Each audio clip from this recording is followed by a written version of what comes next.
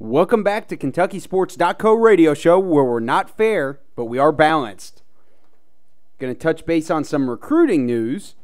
I guess it would be more or less not actually even news, just some updates. There has been the July recruiting period began a couple days ago. Yeah, this is the crazy time. This is when the coaches can go out and evaluate, and really the whole cycle full comes circle for recruiting, kind of like scouts and prep stars, organizations like that. This is the culmination of their work.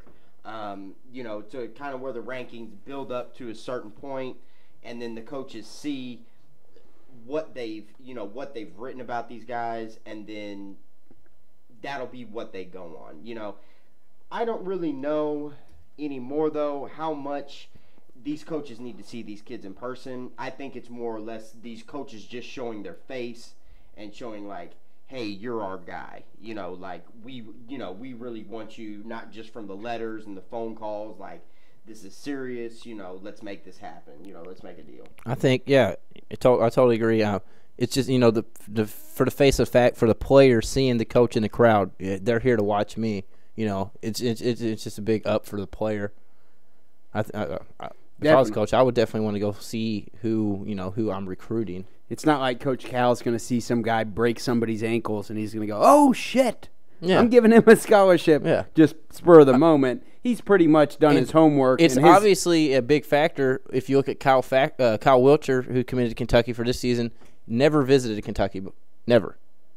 It was just, being in contact with the coaching staff. So obviously it's, it's a big factor building that relationship.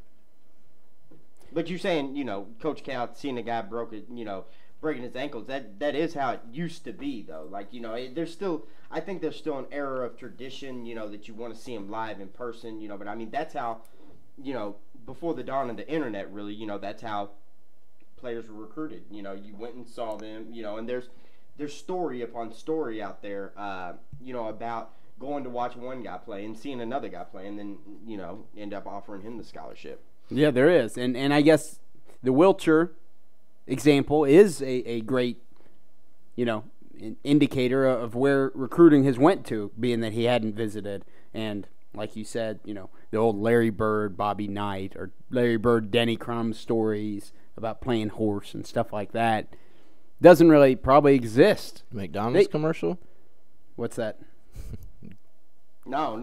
You got to, I guess, give the backstory. I don't even know this one. This is What's that? Old, Larry Bird and Denny Crum? Crum playing horse, yeah. I forget the specifics of it. Larry Bird went to recruit Denny. Yeah. Recruiting his coach, so he's pulling the O.J. Mayo. Denny Crum went to go recruit Larry Bird, I guess up in French Lick. I don't know where it was, but supposedly Denny was just a great shooter and could play horse. And he said to Larry Bird, if you can beat me in horse, I'll leave you alone. But if not, I'm going to keep heckling you about committing to play for Louisville. And supposedly Denny Crum, and I believe it, some coaches can just shoot the lights out. Most of them can. Yeah, especially when they're not being guarded, I mean, Tubby hit 100 free throws in a row. Yeah, if that's crazy. If you just love basketball and you play and you're teaching the fundamentals of how to shoot, you know how to do it. So long story short, Larry Bird beat Denny Crum, and that's why Denny Crum, being a man of his word, backed off of him. That's at least the story. I think I heard it through Bob Dominy or something. It's probably a good story. But back to the recruiting. The UK's, if you want to call it the main target for the class of 2012, Shabazz Muhammad is recently named the #1 recruiting target, by Rivals. He's a big target for both UK and UofL, along with UCLA, who's supposedly the favorite. Then you got Chris Walker. I mean, all these schools, top schools, your Kentucky, your Louisville, your Duke, North Carolina, they're all looking at these guys. That's what's going to make this recruiting very interesting coming down, to the signing period. Because, I mean, you have so many different type schools going after multiple players that want to play with each other. It just seems to be the new way these days. So it could be interesting to see where they, sign come April, next season. Very interesting. Yeah, I think you'll see a lot of the lower 50 guys start to sign. I think you're in, as we talk, Louisville, for the local teams, Louisville's in a position to where even if a couple guys do leave, they're locked up. I think they're focusing, which is great. I'm finally right on, point with what Pitino is doing. I think they're locking in on a couple guys. One being Andre Drummond. If Louisville can lock them down, that makes them, even if a couple guys leave, automatically a national championship contender for 2012 as well. Oh yeah. But with Kentucky's in the driver's seat. Kentucky's going to wait and see where a couple of these other guys fall into place and see where they may be. And Cal's really at the point to where he can just go pick up a guy that sits at about 34, 35 and just say, hey, I want you. And that kid's willing to sign right then and there. And what I don't think's been pointed out enough about Calipari is Calipari's won with this kind of talent before. We haven't seen a CDR at Kentucky yet. We haven't seen a Joey Dorsey. We haven't seen a Robert Dozier. We haven't seen those guys. Some of those guys are even ranked out of the top 100. Calipari has an eye for athleticism, and he molds that athleticism. So, you haven't even really seen that at Kentucky, and I think that's what you might see this year. CDR is a great example. I totally agree. I think you hit it perfect. Gilchrist, he could be a CDR. Gilchrist is pretty highly touted, though. Yeah, but he could be a CDR. CDR is a great talent. Oh, yes, yeah, their talent levels are different, but they're a kind of player where they can mold toward what they CDR is a great player. He's shooting ball 6'8", I believe 6'7", in that range. Gilchrist 6'6". Davis, like you said, to Memphis's Dozier, big lankier guy who can step out. Davis obviously a way more talented player than Dozier ever would be, and then who is UK is actually recruiting, being on recruiting talk for battling with Syracuse, a power forward going back to his the big center from Memphis that you brought up. DeJuan Coleman. Kind of a comparison to him. Derek Coleman's son. Exactly. I could see exactly. I think Hank hit it nailed it on the dot. He's getting those guys that we saw at Memphis, those type of bodies and, rankings. Yeah, and, he can go out. I think, Calipari is going to get those guys at the, 50 to 150, some even the 200 range, but he's going to pick the athletic guys. Like, there are guys. Eric Bledsoe. Yeah, the ones that are, but even Eric Bledsoe. Darnell Dodson. Yeah. Somebody's going to come in. It's going to be that specific spot. We need a sharpshooter. You'll go out and pick that guy.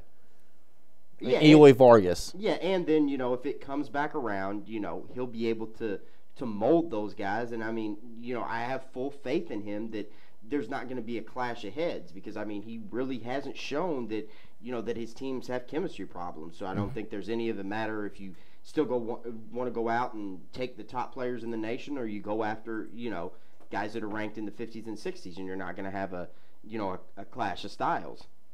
Oh, yeah. So the recruiting, Kelly, who is Louisville's commitment for 2012?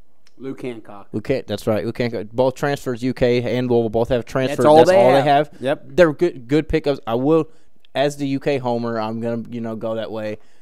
If I was a Louisville fan, I would have say that Harrow is the better, pickup. But undoubtedly. But Calipari brought him in, as a priority. Hancock's an addition to the team. A good addition. They're different type players. So they're stuck in this kind of the same water. Somewhat they are. Somewhat they are. I think Louisville's really focusing in on the Indiana shooting guard Devontae Smith Rivera. Yeah, he's ranked number 2 shooting guard, or maybe number 1. He's up there, and that's who I see because they only need, aside from Luke Hancock, they're really only going to get maybe one guy. Yeah, they lose. Who they lose? Maybe Chris two. Smith. You just replace Chris Kyle Smith. Couric, Chris Smith, Jared Swapshire. But they got plenty to replace Couric and Swapshire. They're not worried about that. That's why they're probably looking at Smith Rivera. Kentucky, they're looking at Archie Goodwin down from, I believe, Arkansas. Is that right? He reminds me of Ron Mercer, and I've been watching video on him for the past 6 months. He's a stud. He is injured right now, but he'll be fine.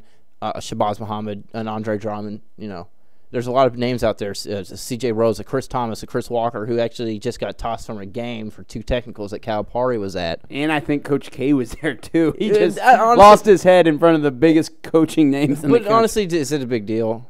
If you're the top talent, is that a big deal? It's not a big. Is that going to turn off you? No, it's not. It's not a big deal now. But if he becomes the next Ron Artest, who or cares? even worse, Ron Artest seems to be doing fine. Yeah, you get that knucklehead era that follows you. Everybody had it. A prime example though is C.J. Leslie, a big Kentucky target at the end of last season. He had that knucklehead persona, and it almost seems like like these past 2 years. I do think this year is different, but going back and looking at things, it's almost like Cal dropped the ball on Leslie and Selby, kind of because of that. I would disagree with Selby. I think it was more of a factor as he didn't really want him, as Selby was a little bat hell insane. Well, who's to say that one guy who got thrown out of the game isn't bat hell insane also? Yeah, good point. And I know I don't know that he is. Maybe he is, though. He's supposedly a little cocky.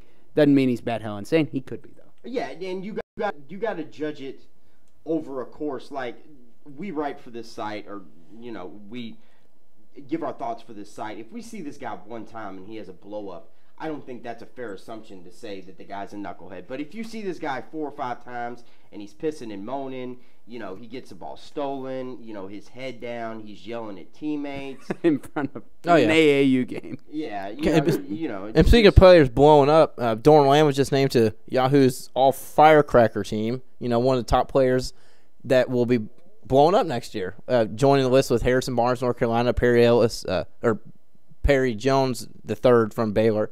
It's that's a pretty good list. Yeah, it is. Oh yeah, you can't. I mean, what he averaged off the bench? Double figures off the bench as like a fifth, sixth man. He started occasionally. Shot ridiculous. One of the best 3-point shooters. Yeah. And bringing up what we were talking about, DeRon Lamb had a lot of that same aura about him. Mm-hmm. He had a mopey attitude. People thought he couldn't do this, he couldn't do that, because he was kind of a head case. But I think that all kinds of works itself out in the end. If you bring it on game day, which he does. And you don't let it affect everything. But you get into a college atmosphere. Like most of these AAU guys, some of them are very good, but a lot of these guys don't really know the game or don't know the game on the level of Calipari. When DeRon Lamb comes to Kentucky, he's not playing for his AAU team. Mm-hmm. These guys are going to mold these guys into what they want, and they know that. They've dealt with hundreds of these guys, over the years. Oh, yeah. You could kind of tell what kid is just, being a kid, being an 18-year-old kid, and what guy is an actual knucklehead. Like he could actually cause problems. And on the recruiting standpoint of, the local teams, Kentucky actually had a player, Archie Goodwin, tweet out about the program saying he will not be the first player to commit to the Wildcats, but he will be taking to visit, and Kentucky will be the first school.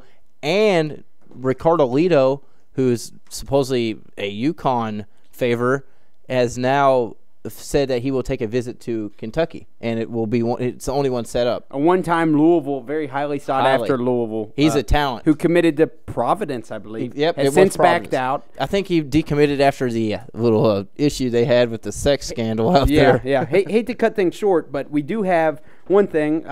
Remember, tip your servers, your waiters and waitresses.